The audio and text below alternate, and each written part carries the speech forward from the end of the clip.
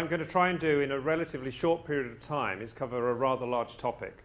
So I'm going to do that by, to some extent, flipping through a number of things. I just want to name check this. UCL are a member of the Hydrogen and Fuel Cell Supergen Hub.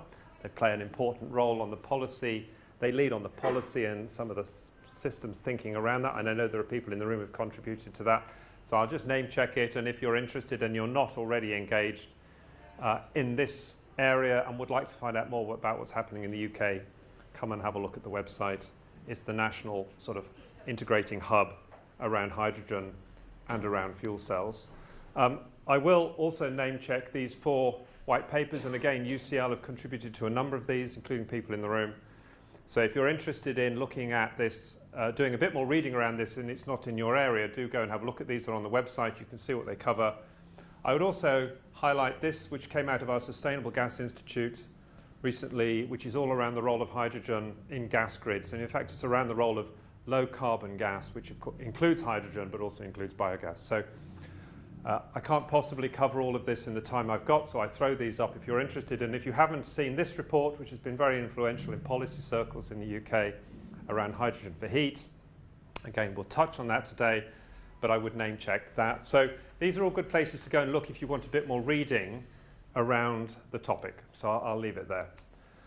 So in the time I've got, I thought I'd spend a moment or two talking about the energy challenge. Everyone I suspect in this room, given that we're at a lecture from the UCL Energy Institute, is more than aware of this, but I'm going to give you my comments in the sense that they are relevant to today's topics.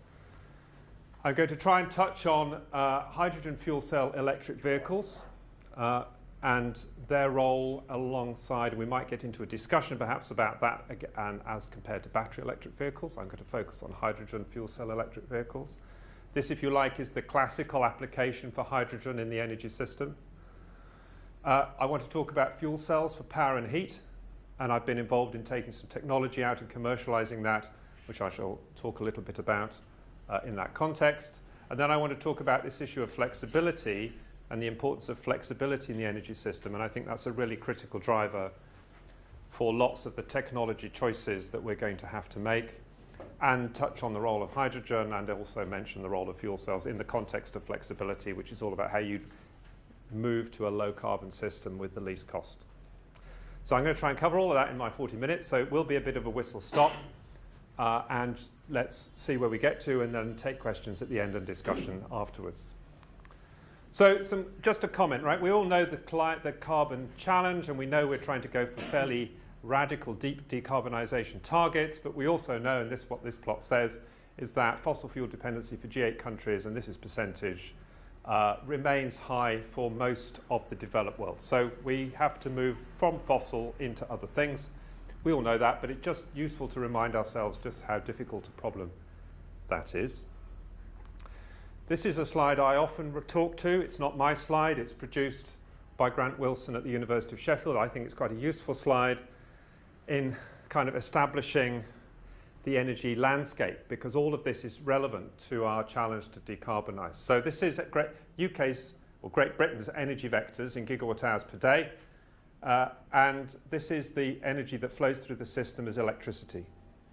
And we of course have a huge focus on electricity and on the decarbonisation of electricity, and we're actually making significant progress in decarbonising our electricity.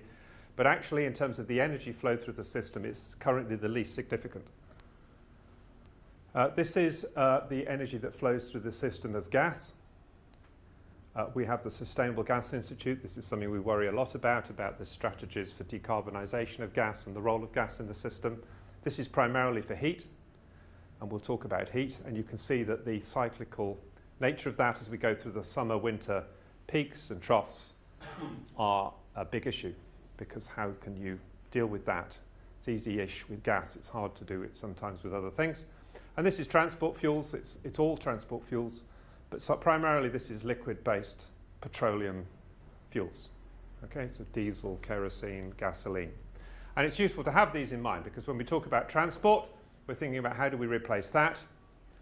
And when we talk about heat, we're thinking, well, how do we replace that essentially as natural gas? And of course, we can think about electricity, and there's a lot of focus on moving electricity into transport and a lot of focus on moving electricity into heat. and that is an ambition, but it's actually a non-trivial ambition because you can see how much more energy we need to flow through the system to do that. So it's a useful reference point, and not everyone sort of thinks about it in this way, but it's important when we're thinking for cross-sector coupling, and particularly when we think about hydrogen, its ability to couple across sectors is potentially one of its key advantages. So this comes out of an article we wrote for the Royal Society, and there was a meeting on hydrogen at in the Royal Society earlier this year. And in fact, the Royal Society are also writing a report on green hydrogen at the moment, which is something we'll mention subsequently. And it just sort of paints a picture about the role of hydrogen, the role that hydrogen might play in the economy. And when John Bockris gave his talk on the hydrogen economy back in the 60s, it was the hydrogen economy. And it's really the role of hydrogen in the economy that is relevant.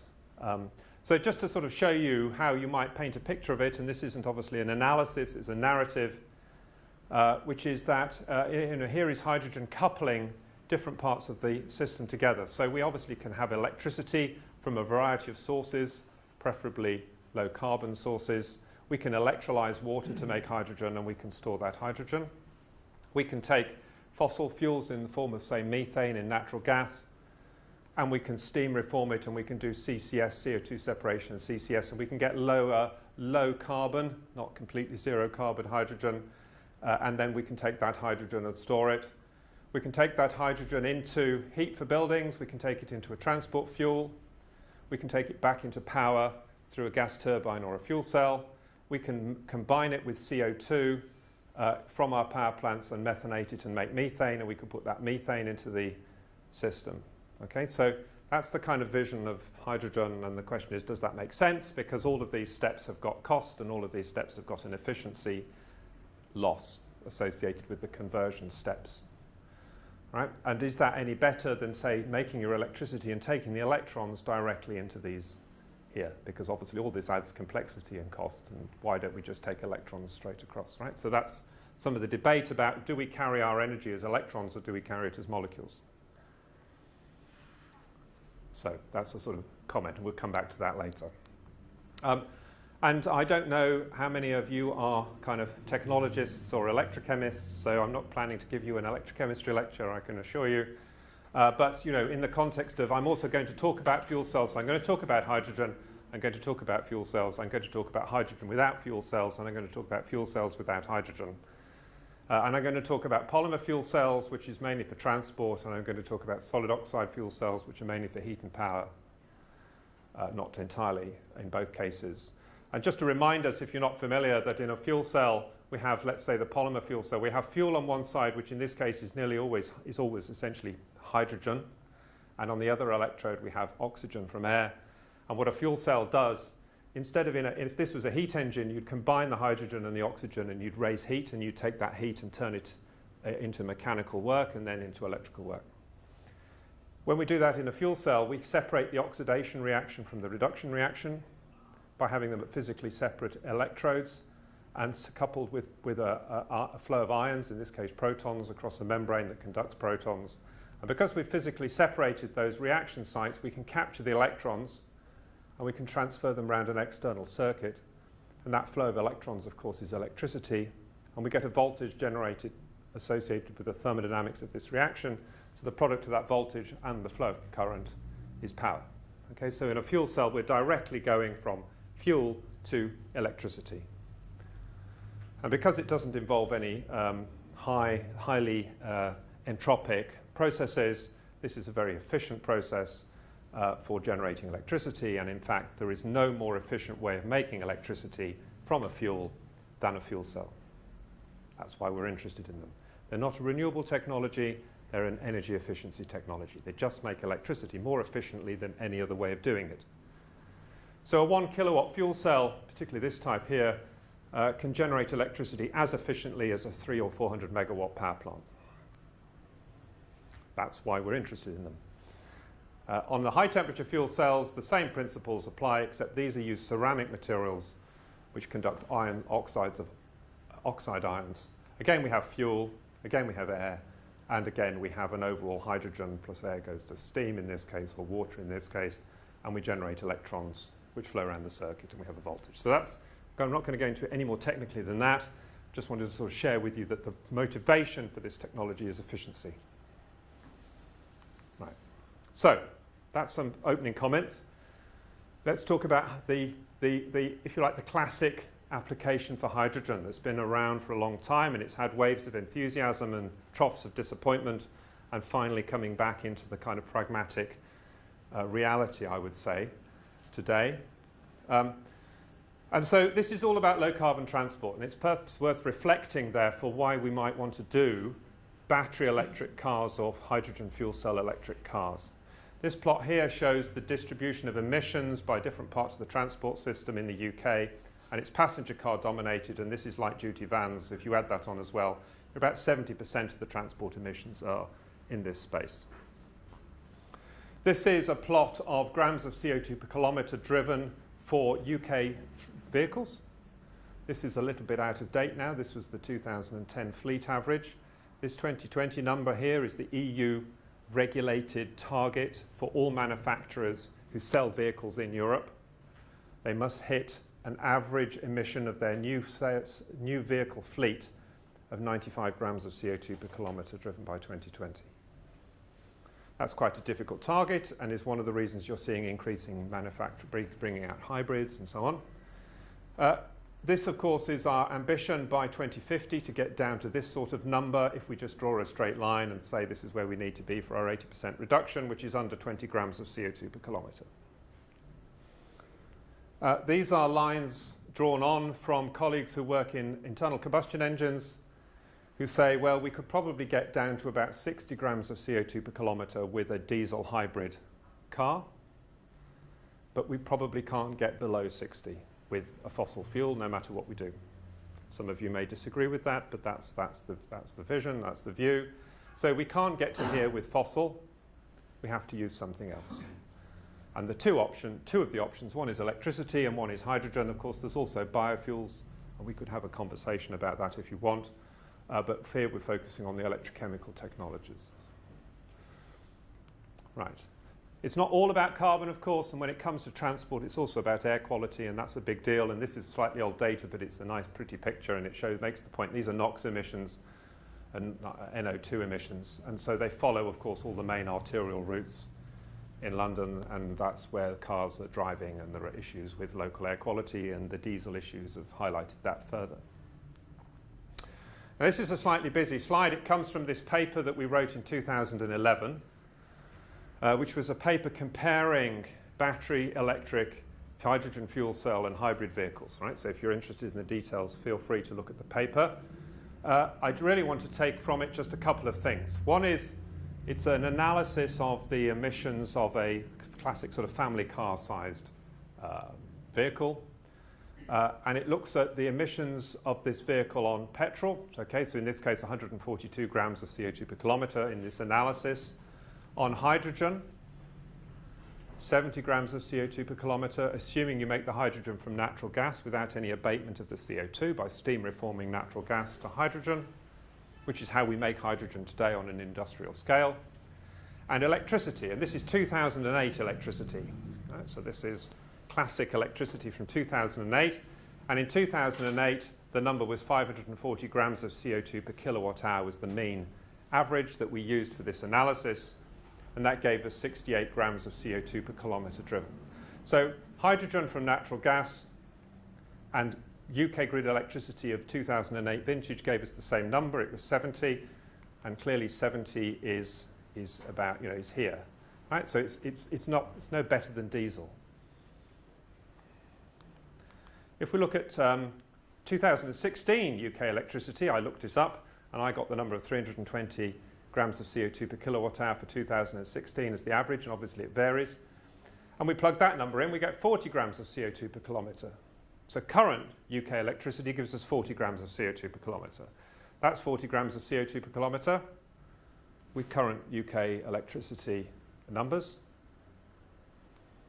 Whoops. If we were driving our electric car in France, where we're about 70 grams of CO2 per kilowatt hour because we're mostly nuclear, then that would translate to less than 10 grams of CO2 per kilometre which of course is down here. It's where we need to be in 2050. So an electric car in France today hits our 2050 target. An electric car in the UK today is getting there. And that's the motivation for looking at that. But of course it highlights the importance of the electricity and where we get it from. If we do the same question for hydrogen, right, we're at 70 if we make it from natural gas.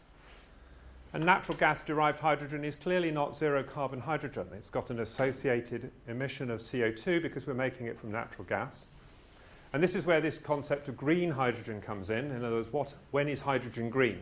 It's the same idea of when is electricity low carbon. This is an EU program which is trying to make the first attempt at defining what we mean by green hydrogen. And this is proposing, and that's all it is, a threshold of this value here for the content of CO2 in hydrogen below which it can be classified as green. It's about a 60% reduction in carbon emissions relative to making it from natural gas by steam methane reforming. And if you did that and you plug those numbers in, then you get 40 grams of CO2 per kilometre roughly. Okay, so that sort of definition of green hydrogen takes you to roughly where we are today with electricity in the UK. Better than any fossil fuel, but not where we want to be.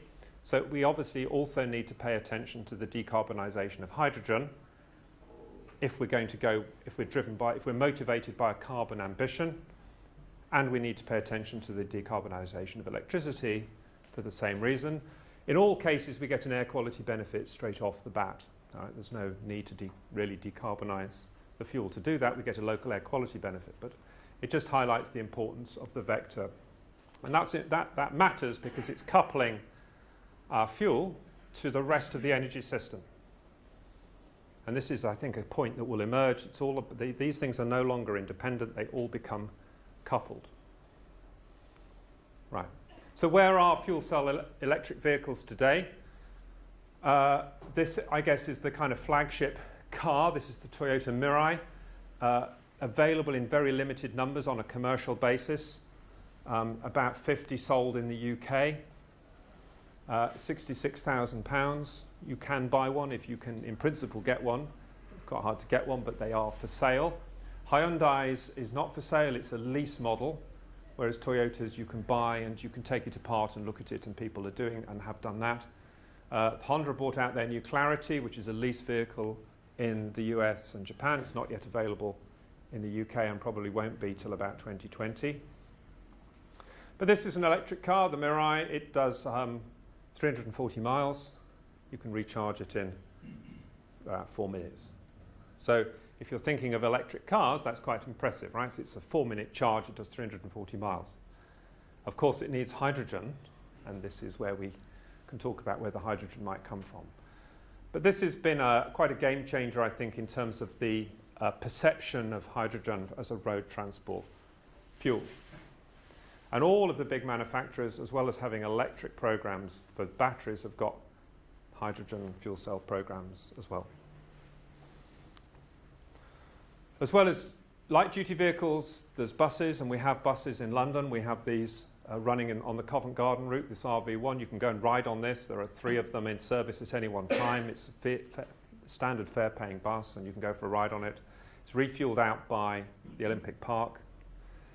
So this is, I think, a very interesting area about where people might choose to adopt this technology on an earlier basis. Obviously, for a bus run, it can be fueled from a constant point. You haven't got to have a network of refueling stations.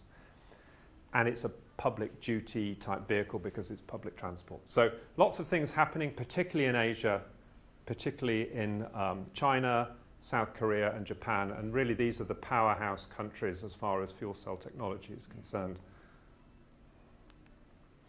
It opens up the question of refueling. So this comes off this very helpful website called h2stations.org, which will show you every hydrogen refueling station in the world. It's quite a useful map. This is the most recent. I copied this at the weekend and stuck it in. So you can see that the green are the operating hydrogen refueling stations in the UK. And there's still not that many. But they do exist. Shell have just opened one on the M25. If you go around the Cobham service station on the M25, you can see the Shell hydrogen refueling. It's publicly open, anyone can go in, and you could refuel your hydrogen vehicle there. You can certainly drive to Birmingham on hydrogen, so there we are, next time you can go in your fuel cell car, and you can drive to Wales and back. But and currently there's a rollout of hydrogen refueling stations around London to allow London to be the initial nucleation point for this. But there are similar programs in key countries around the world. Okay, so you would have said that traditionally this was the area we would have talked about if we were talking about hydrogen fuel cells. We would have talked about hydrogen fuel cell cars. It's proven quite difficult to get the hydrogen infrastructure off the ground just for cars, and we'll perhaps come back to that in conversation. I want to move on to fuel cells for power and heat. So heat is a really difficult decarbonisation issue. About 40% of our carbon emissions are the provision of heat, roughly half of that for residential heat, the other half for industrial or commercial heat. This is our residential heat. I'm going to focus on residential heat because that's probably the hardest one of all. This is central heating in the UK. Penetration now, about 97% of all UK houses have central heating. Of that, roughly 87% are heated on natural gas. So we use natural gas for our home heating, as we know, right? Most of us. It's about 200 grams of CO2 per kilowatt hour thermal once it's gone through a condensing boiler.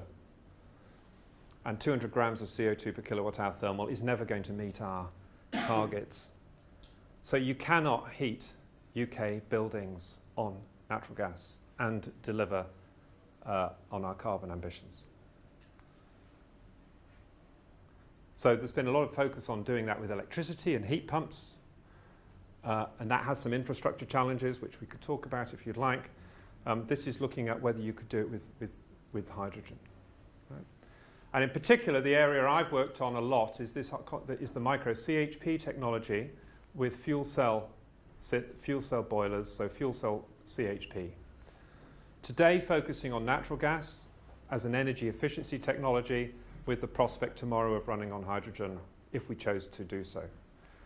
So the paradigm here is to say, well, look, today we tend to, in this country at least, to have big power stations, if it's running on conventional fuels like natural gas, which might be 50% efficient, and then we transmit that electricity and it might lose 5%. And so about 45% of the energy in the fuel comes out of the socket in the house. And the concept of micro CHP is, well, we'll put the fuel into this house, like natural gas.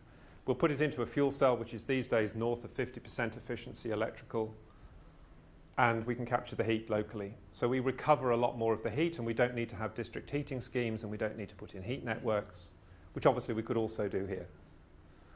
But we do it at a local level, and that might be an individual household, or it might be a cluster of houses. And that's what we've worked on a lot. This is a paper that looks at some of the benefits of different micro CHP technologies on the carbon reduction that they offer.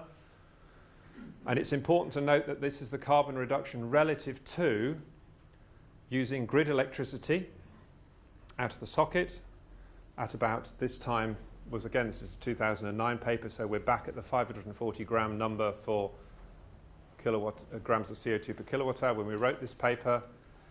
And burning gas for heat, right? That's the baseline comparison because the comparison matters. And this is looking at 4 micro CHP options: a Stirling engine, an internal combustion engine, so that's a gas engine, polymer fuel cell CHP, and a solid oxide CHP. So low temperature and high temperature fuel cell CHP. And one of the challenges, and I should perhaps explain what the scale is. So this is the CO2 reduction with respect to the base case in kilograms of CO2 per year. And this is the thermal load. So this is the thermal demand of the building, to the right being bigger than to the left. And with a Stirling engine, for example, we see that the CO2 saving is quite small. And the reason for that is that Stirling engines are not that efficient, about 12% electrical efficiency. So they give off about 8 units of heat per unit of electricity. And you're not allowed to dump heat in a CHP system. So that means that a lot of the time, unless you need the heat, you have to turn the system off. So you can use them in the winter, you can use them if you have a big swimming pool, you can use them if you have a nursing home, right? But lots of the other applications, they're not terribly good. And that gives you quite a small CO2 saving relative to the base case. An internal combustion engine, which is probably around 25% efficient, so it's about 4 to 1 heat to power. That's okay, it starts to save carbon at relatively high heat loads, but as the heat loads go down, again, the carbon savings really fall off.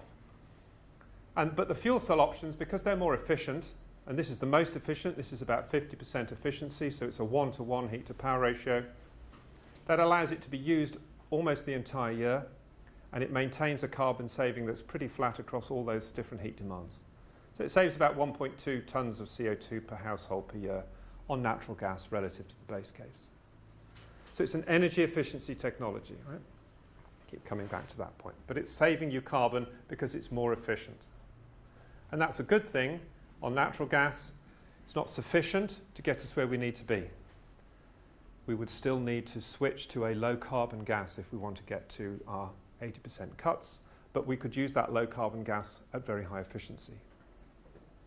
And this technology can both be switched from natural gas to hydrogen quite simply. But the base case matters. And again, a slightly complicated slide, but I just want to take some points from it. So again, this is our CO2 reduction of our fuel cell Micro CHP technology. So a positive number is a saving relative to the base case, which is grid electricity and burning gas for heat. This as a function of the electricity carbon footprint. So this is in kilograms of CO2 per kilowatt hour. So that previous analysis I showed you was around this number here, which was the number at the time we did the analysis, saving about 1.2 tonnes of CO2 per household per annum. But as we decarbonise our electricity, and we've already decarbonised it to some extent, once we get, if we compare it to this blue line here is the natural gas line, the standard natural gas line. Once that line crosses about 300 grams of CO2 per kilowatt hour, that means the grid electricity is below 300 grams of CO2 per kilowatt hour, we actually generate more carbon by putting natural gas into a fuel cell Micro CHP system than we do by taking in electricity. Because of the decarbonised nature of the electricity.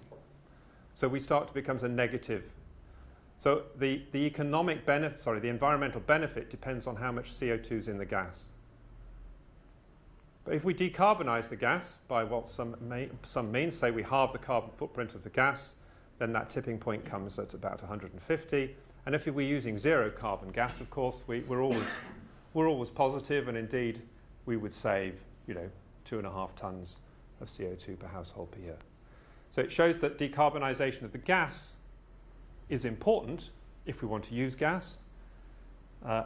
We can debate whether we want to use gas, but there are significant system benefits if we can. We have invested in an infrastructure that distributes gas, and consumers can use gas like they can use it today. It just needs to be a low carbon gas. So this is part of the Japanese vision. This is the kind of poster child for the rollout of fuel cell Micro CHP globally. Over 200,000 units have now been purchased by consumers in Japan and installed in Japanese homes to heat and power those homes. Running on, in their case, LPG, but a fossil fuel and propane butane.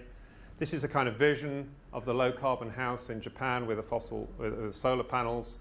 There's a battery in here somewhere as well, and a fuel cell providing all the top-up heat and some of the power.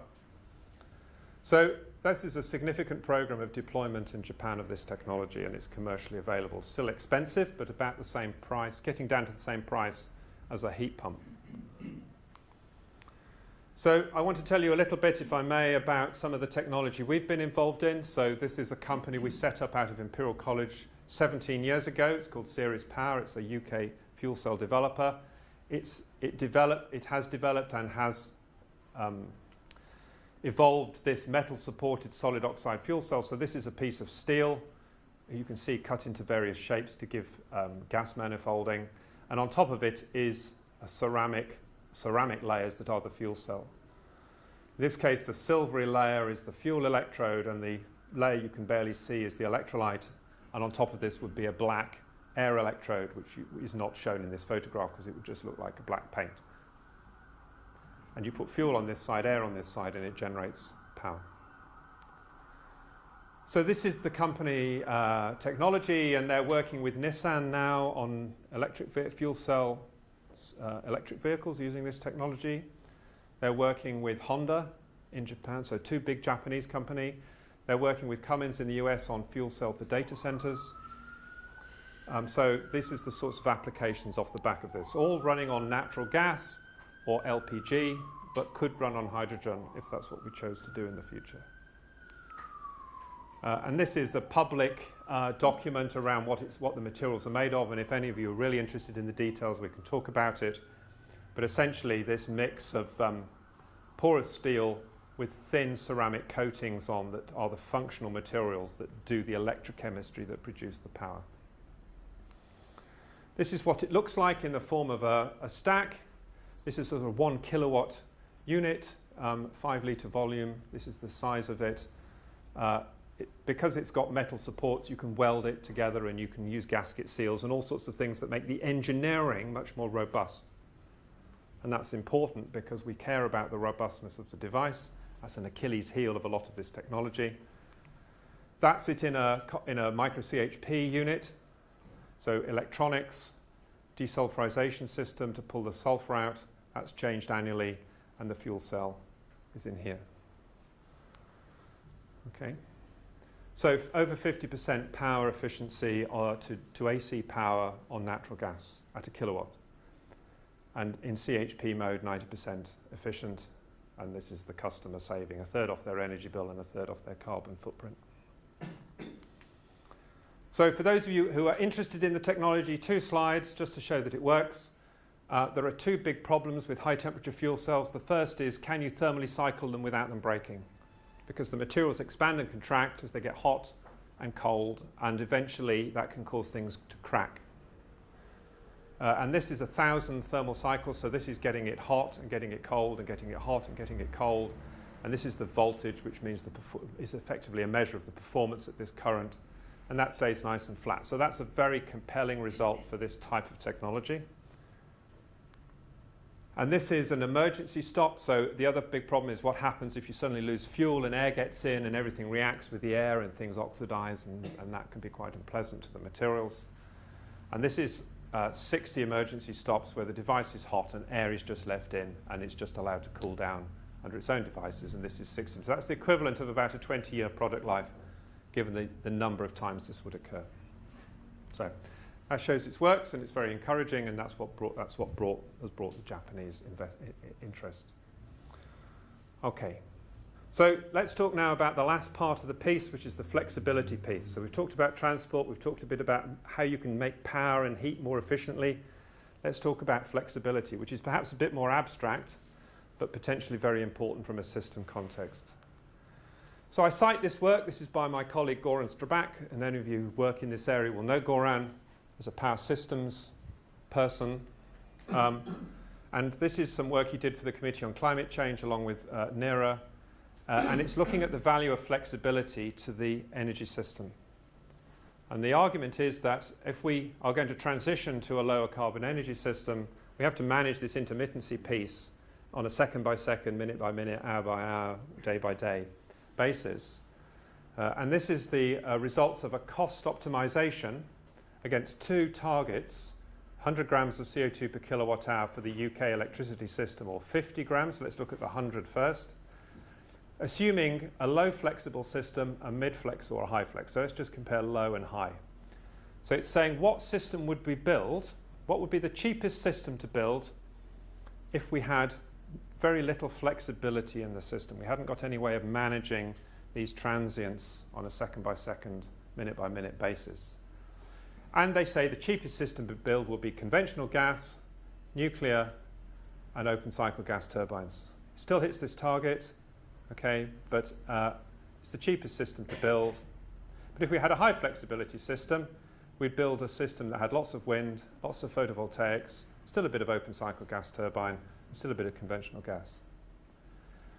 But by the way, this system here, which has a lot more renewables in it, would be £3 to £4 billion a year cheaper to build. If you go with even more ambitious carbon reduction targets and you do the same analysis, you get not a dissimilar conclusion, except that this system the flexibility system is £7 to £8 billion cheaper to build. That's because you need to put less capital investment into the system because you're managing these peaks and troughs through technologies that deliver you the ability to manage those peaks and troughs. So this is the value of flexibility. This is the value proposition for having technologies that deliver you flexibility. And I think one of the key opportunities going forward are technologies that do that. This is where we come back to this picture. Because the question is, what's the flexibility offered by having a gas network alongside an electrical network?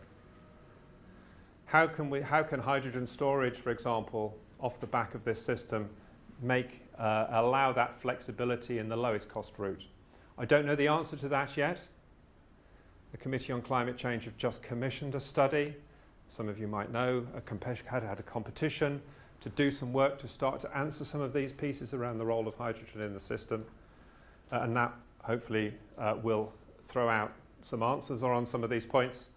But the question is, what value does hydrogen bring as a flexible energy vector that can go into all these different parts of the energy system, as opposed to keeping it all as electricity? Your kind of engineering instincts say, well, actually, it's probably going to be a good thing, but we haven't put numbers to it yet.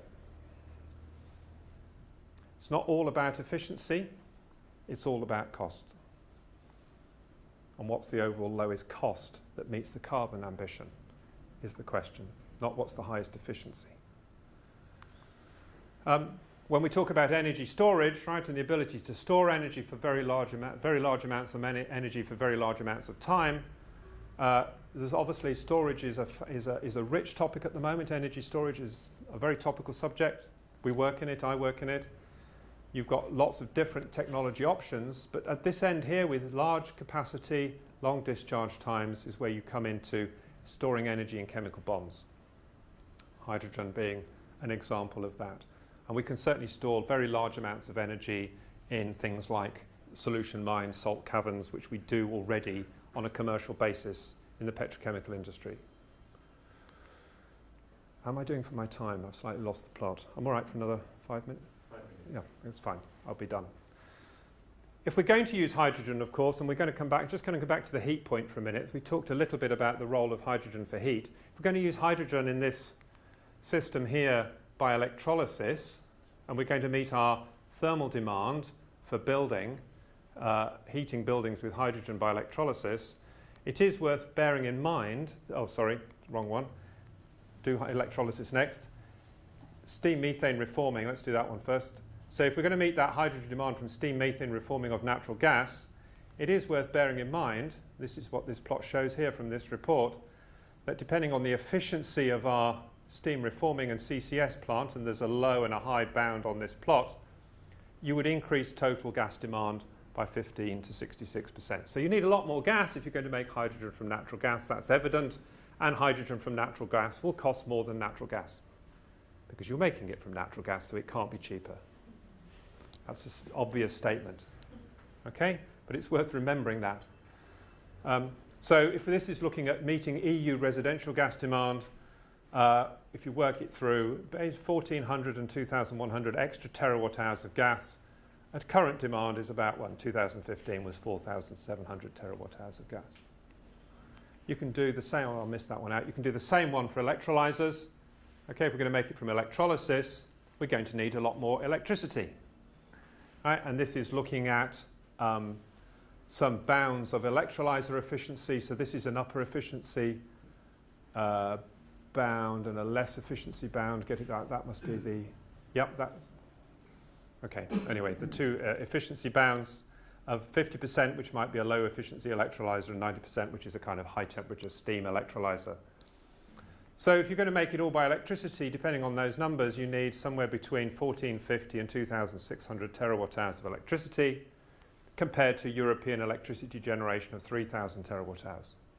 Okay, so these are significant shifts in the system if you're going to make it from electricity or you're going to make it from CCS. And it's worth, again, remembering that. And if we're going to make it from electricity, it will be more expensive than electricity because we've got to make it from electricity. So you have to capture the system benefits in all of this as well as the as well as the technology benefits. So it's going to be less efficient, and the technologies are going to add cost. The question is, does it overall reduce the system cost? And if we come back to this slide here, the ability to operate flexible electrolyzers, the ability to store hydrogen in very large volumes, store very large amounts of energy, all of that is gives us flexibility. The prize, we have a budget of £7 to £8 billion a year to pay for the extra cost of the kit to do it. The question is, how much is the extra kit? And that's still a piece of a question that we need to be very comfortable about the answer to. This is the hydrogen storage piece. So just to remind us that if we want to store very large amounts of energy, we can do it with hydrogen. The ETI looked at this and did some analysis. And of course, this is already done on a commercial scale, but for different reasons.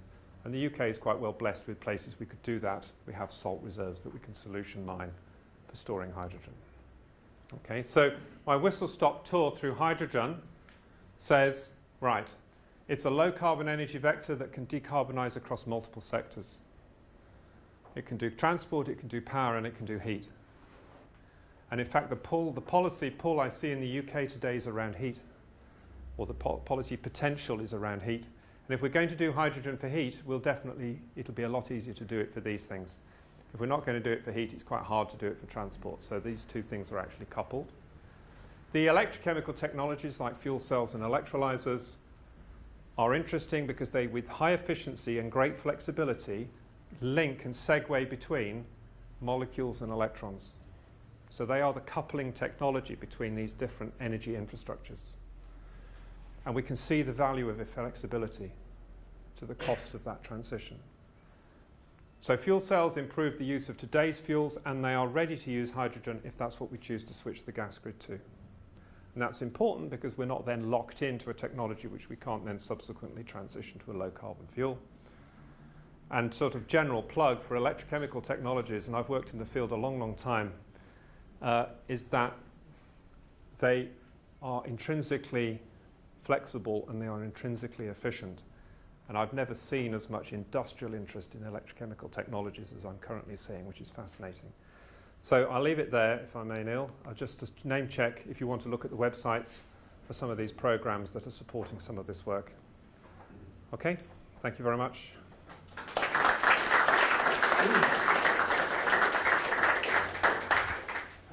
So we're now going to open the floor to questions. The gentleman was super quick, so please go to the first question. Could you just tell Nigel your name when you ask a question? My name's Ken Neal. I'm a building design and environmental consultant.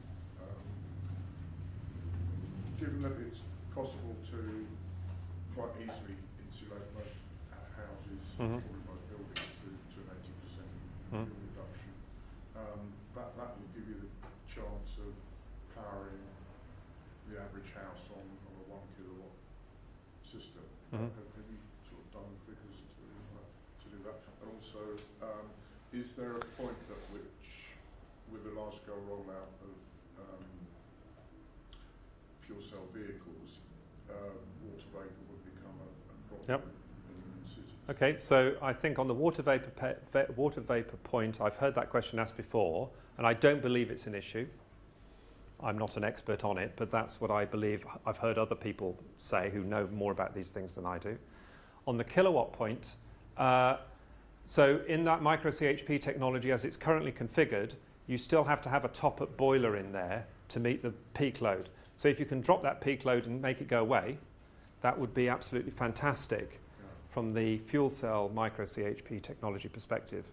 It would simplify the cost, simplify the device, lower the cost, and make it even more efficient. So that would be a good thing.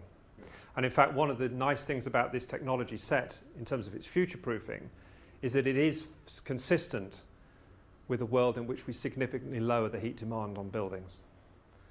Right? So that's another positive attribute of the future-proof nature of the technology.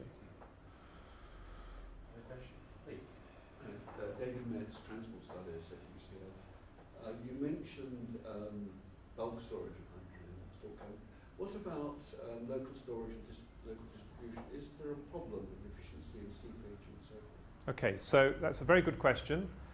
So the H21 report, which is this report, for those not familiar with it, it's a piece of work done by essentially a Northern Gas Networks and some gas consultants. So it's done by gas engineers. And they looked as a paper study of converting Leeds to run on hydrogen for its heating system. And they did an engineering analysis of that. Now, if you put hydrogen down conventional iron-based gas pipes, it will leak and it's not suitable, and you get embrittlement problems. But we are going through the gas mains replacement program, which is replacing the cast iron lower pressure system with polyethylene piping, and polyethylene is fine for hydrogen.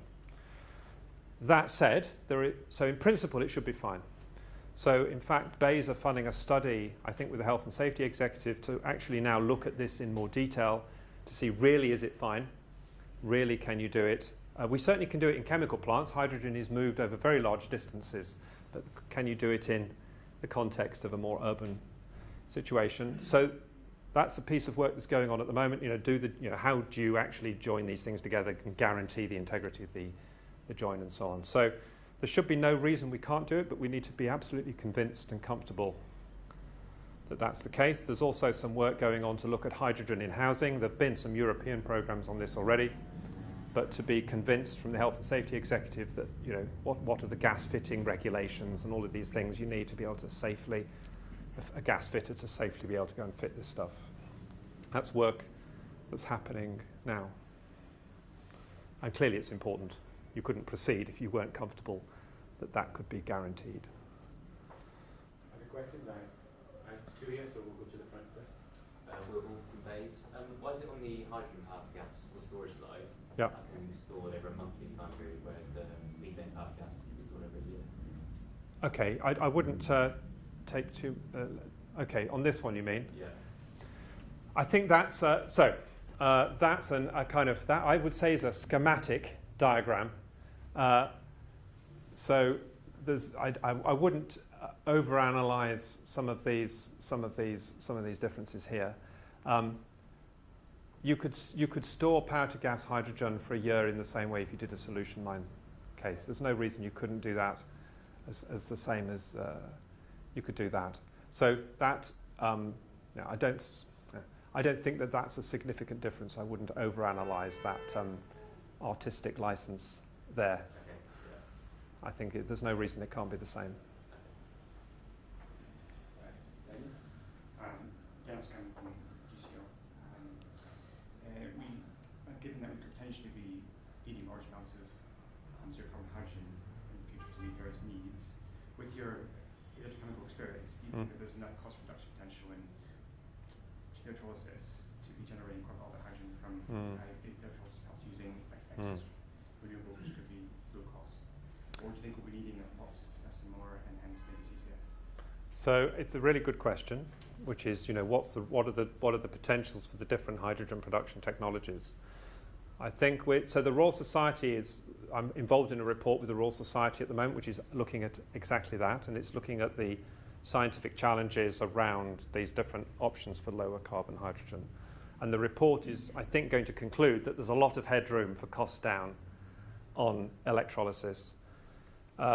So the UK is blessed with probably the world's leading electrolyser company for this application, which is ITM Power in Sheffield. ITM provide the electrolysers for the Shell refueling station. They provide most of the electrolysers for the power to gas programs in Germany. ITM have, I think, and I could be doing them an injustice, something like 120, 130 employees, and they're expanding. And they're a huge success. But when you look at the size of that company and say they are the leading player, it gives you a sense that this is still a fairly small industry. And so you have to assume that there are opportunities for cost reduction, whether it's companies like ITM advancing their technologies or whether it's new players coming into the market. And I had some folks seeing me just the other day with some technology in Australia that they think is very exciting. So these are, we wait to see, of course. But I think the instinct is that there's an opportunity for cost reduction in electrolyser technology, which has not received significant investment. though there are some leading UK exponents of it. Other questions at the back, please? So there's been a lot of talk about being integrated and smart energy and electric vehicles allowing you to effectively run your car for free. In that kind of scenario, is there a role for hydrogen transport in cars and vans? Okay, so let me just challenge your vehicle to grid argument, right? So, and check I understand what we mean by running it for free. So you mean that you could use low-cost electricity to charge your car, or you could sell a service from your vehicle back to the grid? Okay, so I think I have absolutely no problem with the concept of time-shifting demand by allowing the system to decide when it charges the vehicle. As a vehicle owner, I wouldn't object to that, provided I didn't see a penalty in the functionality of when I could use the vehicle. I would have huge problems in doing it the other way round, because every kilowatt hour you put through my battery will degrade my battery. Right? Every cycle you put through my battery will degrade my battery. And in my view, that's not to say it can never be done, but where we are today, that would concern me if I was connecting my expensive battery pack for that purpose. I don't think the value that would be generated, I can't believe anyone would pay me enough to pay for the degradation cost of the battery in providing that service. So that's a challenge, right? So I think it has, so I think the vehicle providing grid services piece, I think, is for me not a current reality. Time shifting demand is definitely something you could choose to do. And you might choose to get a cheaper rate on your bill with time shift demand, if that was helpful. But the cost is coming down for batteries, but it's still a significant investment part of the EV. I think if we're talking of kind of where these two technologies overlap, I think I would say that if we don't have another application for hydrogen, if we've just got hydrogen for transport and there's nothing else, that's quite a tough market to compete for light-duty vehicles. I can see it competing for buses. I could see it competing for certain long-distance transport applications if that's what we chose to do. But it's a pretty tough sell alone for light-duty. If we go with hydrogen with CCS, then there's lots of hydrogen and you could tap that off, and in fact it would help base load the CCS plant, because when you don't need the power, you can make the hydrogen and store it as a transport or other fuel. Or if we go with electrolysis or other forms of hydrogen generation on a massive scale for heat, the slip off that for transport fuels is not a lot. Then it changes the dynamic. So I wouldn't rule that out, but it's coupled to these other opportunities. Should we have a last round of hands? Does anyone have one at the back? Do we have anyone else? Justin Beer from Prof. On that last point, I just recall seeing only a few weeks ago a study from Warwick University that was saying that the cycling, contrary to what I understood, the cycling of the car battery was actually not found to be detrimental and could actually enhance the life of the battery, which I found very surprising.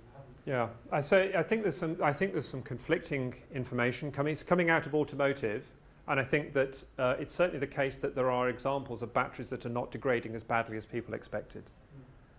I think there are also examples where there is degradation. I think that there's an understanding, we don't understand enough about that. So I'd be clear. I don't think I wouldn't. I think there's a lot of risk in doing it today. I wouldn't say I would ever rule it out. But when you're looking at value engineering batteries, you're very careful how you value engineer them. And if you're trying to take out cost, you wouldn't over-design it to give you, many more cycles. You wouldn't over-design it to give you fast charging if you don't want fast charging, right? So you pay a price for all of these different characteristics. So that would be you're going to pay a battery price. It'll be a more expensive battery if it's going to have some of these characteristics. So I think it could be, I don't say it can't be done, and a lot of the batteries that are going in at the moment are pretty over-engineered to give the life, to comfortably give the life. No, other point was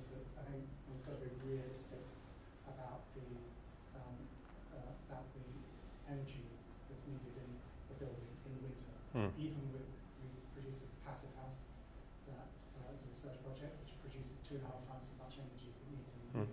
But 3 months of the year it uses a small amount of energy from the grid, but it still does need a bit. And at that point, for those 3 months, you definitely, even with the most efficient building with a 12 kilowatt PV array and battery storage, 12 kilowatt hour, you still won't have enough left over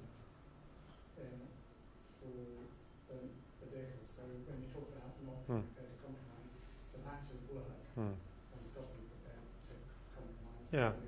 I mean, I think that's one of the things that this vision is quite interesting, which is to have the PV and all of the energy reduction efficiency measures.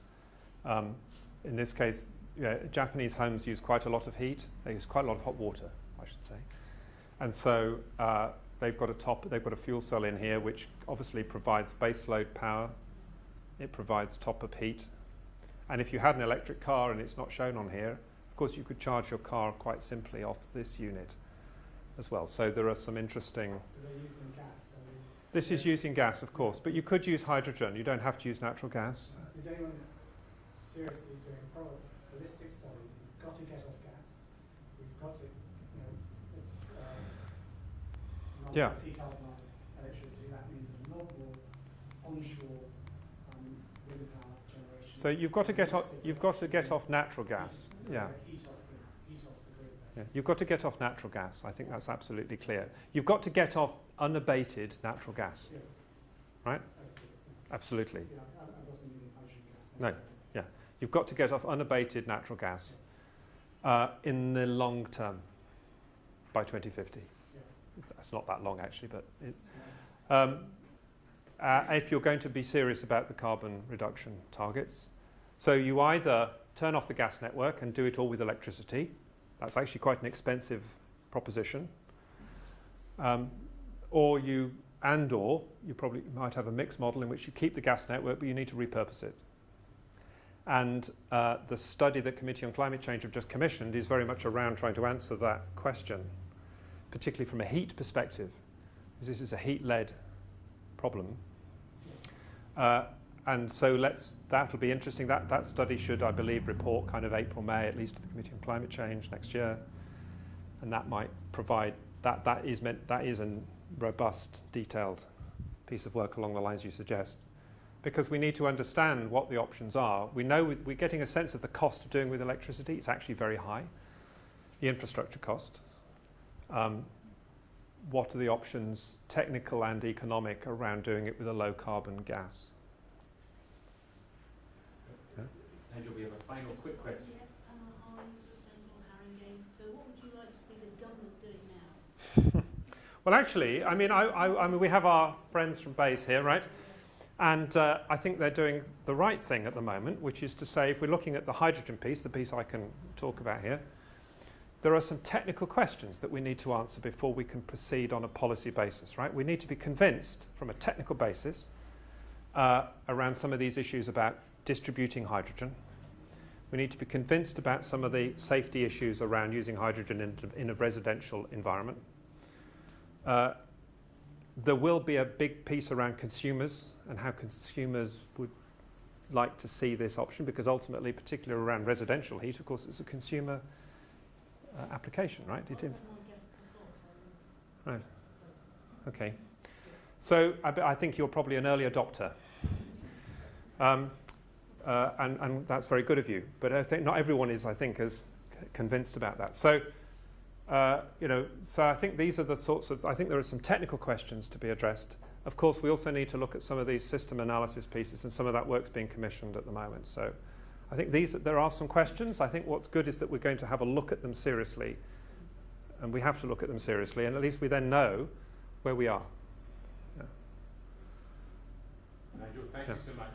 Tony had a question that he's going to ask you about... This was the really difficult one you were saving for me, wasn't it? It was only a comment. It wasn't so much of a question. It was linked to what the lady was saying about what the government should do. I'm working here on the green hydrogen project, sponsored by the Supergen. And what I have found is that the there is not a proper characterization of what green Mm. hydrogen should be. I quite agree with that. So while in Europe they are considering green hydrogen as you mentioned before,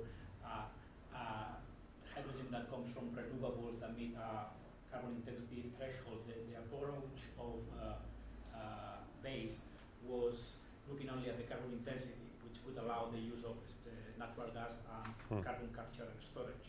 But in my research I have found that there is not a definition of what green hydrogen is. There is green hydrogen, brown hydrogen, black hydrogen, grey hydrogen, and there is not a universally accepted definition. I think that's absolutely right, and the point is it needs to have some form of standard associated with it, and that needs to be an agreed number. And it really doesn't matter what the number is. I mean, at the end of the day, the carbon intensity will depend on where you get it from. One of the problems is that because there is not a definition of what green hydrogen is or how hydrogen should be, policymakers cannot include that in policy instruments. Yeah. That sounds like a great discussion over drinks, Tony. Colours of hydrogen. So, if you will join me upstairs for a drink, please take your belongings. But please thank Nigel for